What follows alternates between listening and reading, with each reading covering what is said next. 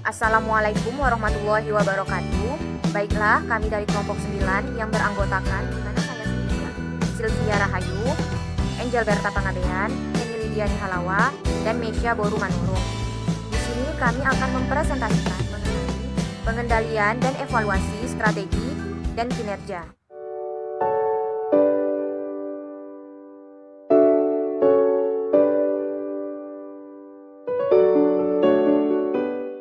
Saya Sylvia akan menjelaskan pada bagian evaluasi strategi.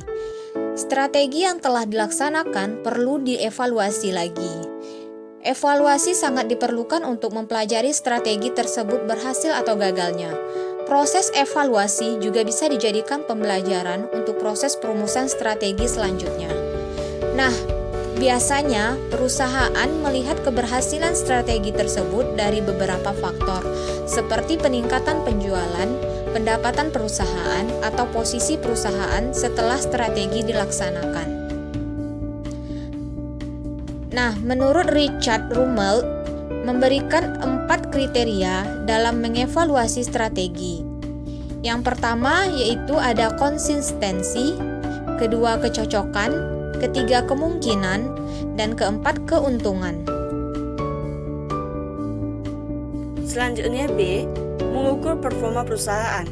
Langkah-langkah yang bisa dilakukan untuk mengukur performa tersebut antara lain: 1. Menentukan apa yang akan diukur. 2. Mengembangkan standar dari performa. 3. Mengukur performa sebenarnya.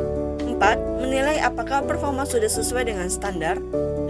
Melakukan langkah koreksi. Kemudian proses pengukuran performa sesuai dengan 5 langkah yang telah dijelaskan tadi. Jika mengalami kecocokan performa dengan standar yang ada, maka langkah selanjutnya yaitu memperbaiki dan berhenti. Jika tidak, langkah selanjutnya yaitu mengambil langkah koreksi. Ada beberapa metode yang bisa dilakukan untuk mengukur performa perusahaan. Dahulu, performa perusahaan cukup diukur melalui keuangan berupa hasil dari ROI atau IPS. Saat ini, analisis menyeluruh lebih dianjurkan sehingga performa perusahaan yang dinilai tidak hanyalah masalah keuangan saja. Metode yang bisa digunakan antara lain, yang pertama, stakeholder measures, kedua, shareholder values, dan yang ketiga, balance scorecard. C. Strategi audit. Proses audit dilakukan untuk mengembangkan benchmark perusahaan. Proses tersebut melibatkan langkah-langkah berikut. 1. Identifikasi fungsi atau proses, biasanya aktivitas yang dapat memberikan unit bisnis sebuah keunggulan kompetitif, maka itu yang harus diaudit. Kedua, menentukan pengukuran performa dari fungsi atau proses. Ketiga, mengevaluasi performa akhir. 4. Mereview perusahaan pemerintah. Kelima, amati lingkungan internal. 6. Amati lingkungan eksternal. Ketujuh, analisis strategi menggunakan SWOT. 8. Mengevaluasi strategi alternatif. 9. Mengimplementasikan strategi. Ke-10, evaluasi dan kontrol. Selain metode-metode tersebut, ada juga metodologi lain yang dapat mengukur performa menggunakan multiple variable. Beberapa metode tersebut antara lain: 1. Zero based budgeting. 2. Business Process Reengineering. 3. Six Sigma.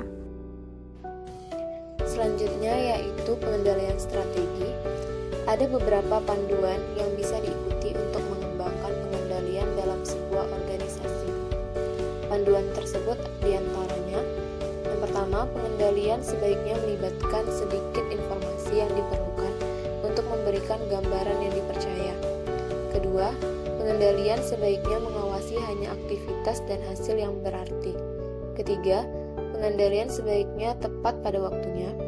Keempat, pengendalian sebaiknya dapat digunakan dalam jangka waktu lama dan jangka pendek. Yang kelima, pengendalian sebaiknya menunjukkan sesuatu dengan tanpa kecuali.